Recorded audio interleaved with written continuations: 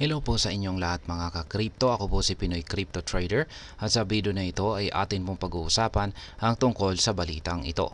Kung saan ang sabi rito ay XRP forms Golden Cross. Could XRP price rally be next? Ayan. Si XRP ay bumubuo raw po ng isang pattern na tinatawag na Golden Cross. Ang Golden Cross ay isa po itong pattern na nagpapahiwatig or nagsasabing aangat ang market price ni XRP. Pero yung kabaliktaran naman po nito ay yung tinatawag na death cross. Kapag death cross pattern naman ang nabuo ay babagsak ito.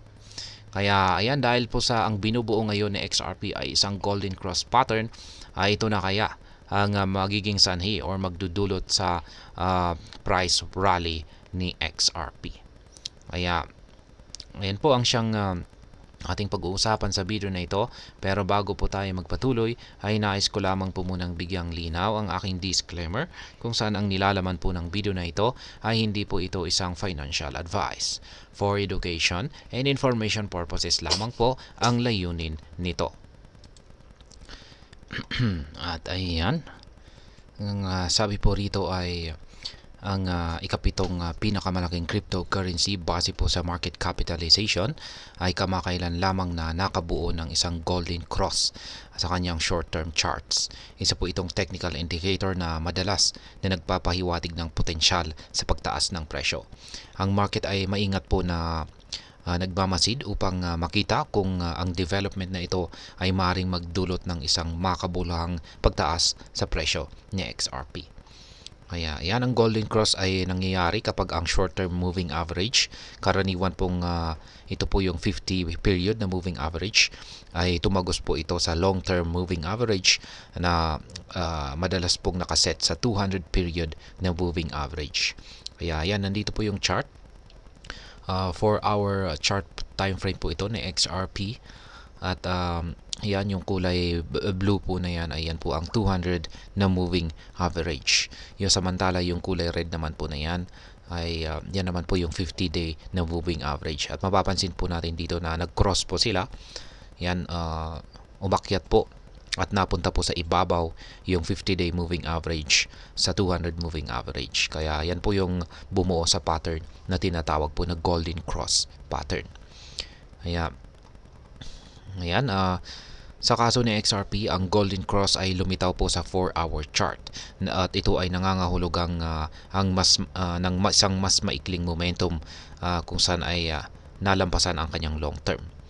Kaya ang crossover na ito ay karaniwan pong binibigyang kahulugan ang isang bullish signal kung saan ay nagsasabi na ang momentum ay lumilipat na po, kung saan ay pumapabor na po ito sa mga buyers at ang pagtaas ng presyo ay maaaring nasa abot tanaw na. Yan, or napakalapit na. Ang presyo ni XRP ay tumaas po sa nakaraang linggo habang ang market ay malawakang nagrally kasunod po ng isang malaking Fed rate cut.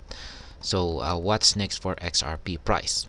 Ang XRP ay nagsimulang tumaas pagkatapos po ng matinding pag-rebound mula po sa mababang presyo na 0.50 or 50 cents noong pong September 6. Bagaman ang pagtaas ay may kasamang minor dips, sa XRP ay nananatiling nasa upward trend na umabot po sa mataas na presyong 0.612 noong September 21 bago po ito bumaba. Sa oras po na nailabas ang balita na ito, si XRP ay bumaba ng 1.18% sa nakalipas na 24 oras sa presyong 0.587. At sa kasalukuyan, ang price range na 0.61 hanggang 0.66 ay nagsisilbi po itong psychological barrier sa mga nakaraang buwan.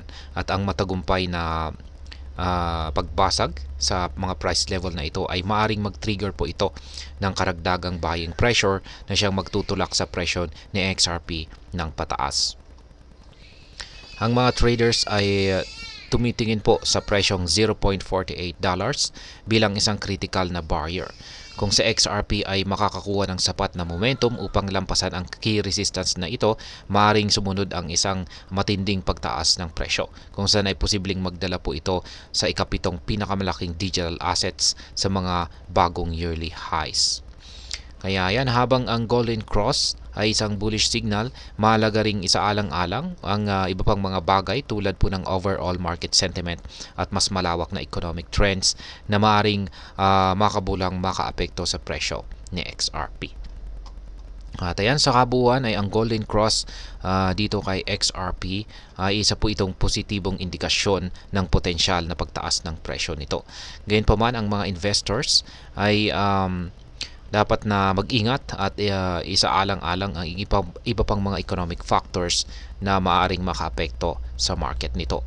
Kaya ang susunod na mga linggo ay magiging mahalaga sa pagtukoy kung si XRP ay makakakita ng isang makabuluhang pagtaas o kung ito ay mananatili sa kanyang kasalukuyang kalagayan or trend. At ayan, hanggang dito na lamang po tayo sa video na ito mga ka-crypto. Sana po ay inyong nagustuhan ang aking paliwanag sa video na ito. Kung inyo po itong nagustuhan, pakiclick lamang po ang like button nito. Para naman po sa mga bago lamang dito, kayo po ay aking inaanyayahan para mag-subscribe. Pakiclick na rin po ang bell icon nito dahil ito po ang siya magsisilbing notification nito sa mga bago kong videos na akin pong ina-upload sa aking YouTube channel na ito. Marami pong salamat sa panonood. Ingat po tayo lagi at God bless po sa ating lahat.